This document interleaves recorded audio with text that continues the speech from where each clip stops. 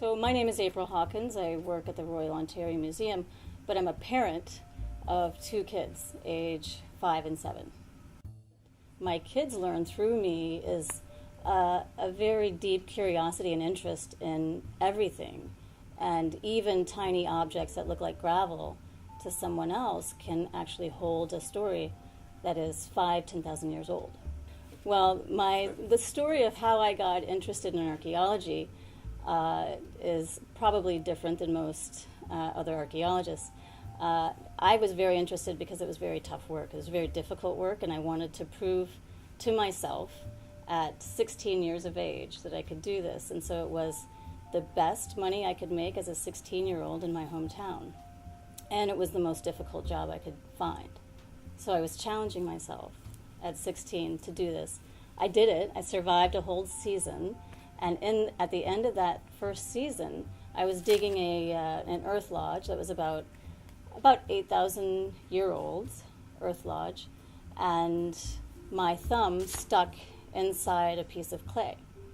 And I thought for a second that I'd broken an artifact, but I cleaned it off at the archaeology site, and I picked it up and I looked at it and I realized it was a thumbprint. So someone else 8,000 years ago had put their thumb in the exact same spot that I now had my thumb.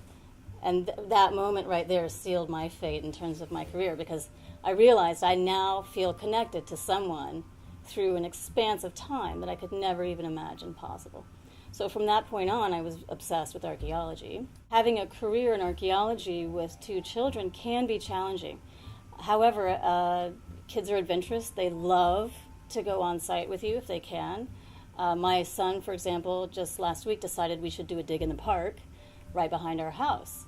I don't have a permit for that, so we can't do that. But I love that he's interested, and I will try to facilitate that interest, and maybe we can dig in the front yard instead of the park. But I think kids are willing to get engaged if you encourage it. And so what we'll do is I'll run with that interest, and I'll find another way to meet that interest. And then when I'm not in the field and I'm here in the museum, I bring them to the museum constantly. They're here at least a couple of times a month, and we are investigating Toronto together constantly. Right now we have an interest in architecture, so we're going to Casa Loma. One of the kids the other day just said the ROM has a really cool shape. And that's how I realized they were interested in the architecture of the museum, because it has this odd crystal shape in the front. So I think it's key as a parent to sort out what is it that's interests and ignites your kids, and then, of course, feed that. All these different things are right here in Toronto.